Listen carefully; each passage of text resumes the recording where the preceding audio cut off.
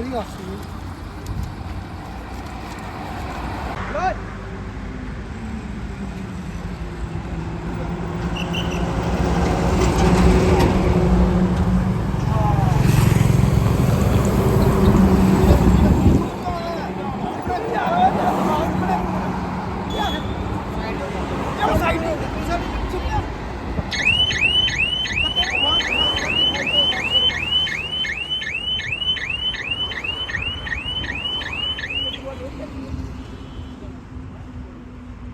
Load क्या रही है?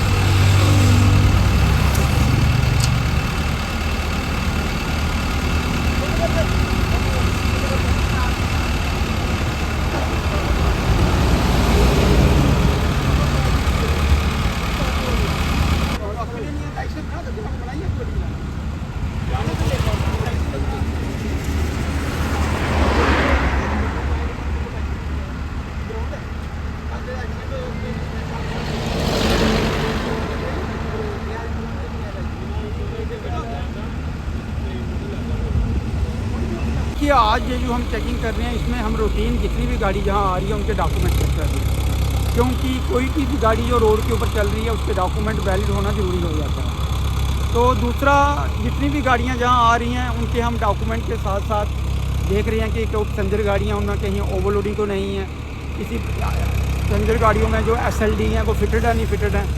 तो कोई भी ट्रैफिक वायलेशन इन गाड़ियों में हमें मिल रही है उसका हम चालान कर रहे हैं। साथ में हम जो ई-रिक्शा हैं उनको भी चेक कर रहे हैं, और ई-रिक्शा वालों को हमने पहले भी कहा हुआ है कि वो नेशनल हाईवे के ऊपर मत चलें।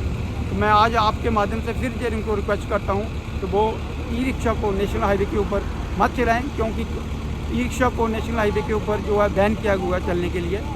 दूसरा, जितनी भी गाड़ियाँ जो मालिक हैं, खास करके ड्राइवर गाड़ियों के, उनसे मेरी रिक्वेस्ट है कि वो अपनी गाड़ियों के जो डॉक्यूमेंट है वो वैलिड रखें, क्योंकि अगर कोई हादसा हो भी जाता है तो अगर गाड़ी के डॉक्यूमेंट नहीं हैं तो उस मालिक को बिल्कुल क्लेम नहीं मिलता। और ख़ास करके जो पैसेंजर गाड़ियाँ हैं उसमें जो पैसेंजर सफ़र करते हैं, अगर गाड़ी का कोई भी डॉक्यूमेंट खत्म है तो उन लोगों को जो इंश्योरेंस क्लेम नहीं मिलता है। मैं आपके माध्यम से सभी जो व्हीकल ओनर्स हैं, चाहे वो गुड्स कैरियर हैं, चाहे वो पैसेंजर व्हीकल हैं, सबसे यही रिक्वेस्ट करूँगा कि जो ट्रैफिक रूल रेगुलेशन है उनकी पालना करके गाड़ी चलाएँ, क्योंकि जब हम लोग इन गाड़ियों के चालान करते हैं तो उनको भी प्रॉब्लम होती है।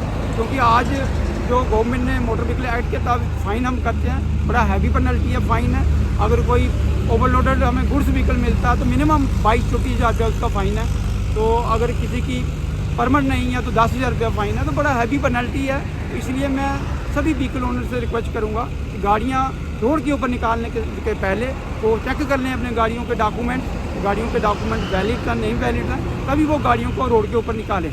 दूसरा, हम देखते हैं चेकिंग करते समय कि बहुत से मोटरसाइकिलिस्ट जो हैं वो हेलमेट नहीं पहनते हैं, कार में सीट बेल्ट नहीं पहनते हैं। तो मैं आपको बताऊं कि ऐसा माना गया है कि अगर हम लोग टू व्हीलर चला रहे हैं, अगर हमारा हादसा हो भी जाता, अगर हमने अच्छी क्वालिटी का हेलमेट पहना है तो 90% चांसेस है हमें हेड इंजरी नहीं होती है, यानी 90% हमारी लाइफ सेफ है अगर हम लोग टू व्हीलर चलाते समय हेलमेट का इस्तेमाल करते हैं। तो इसलिए मैं पेरेंट्स से खास करके जो बच्चों के हैं, लोगों के, उनसे रिक्वेस्ट करूंगा कि जब भी वो टू व्हीलर के रोड के ऊपर चलाएं, हेलमेट पहन के चलाएं, कार चलाएं, सीट बेल्ट पहनें, गाड़ी चलाते समय मोबाइल का इस्तेमाल नहीं करें, नशा करके गाड़ी नहीं चलाएं।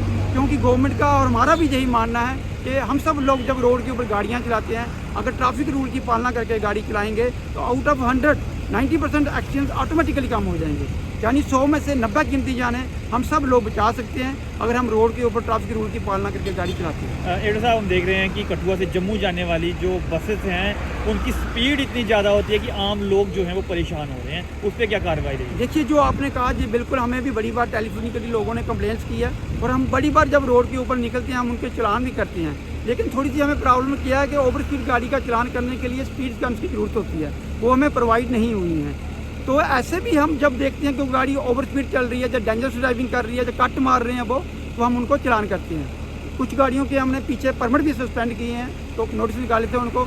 2 बसेस हमने पकड़ी थी जो ओवर स्पीड रोड के ऊपर चल रही थी, तो उनके हमने नोटिस निकाले थे परमिट सस्पेंशन के और ड्राइविंग लाइसेंस सस्पेंशन के।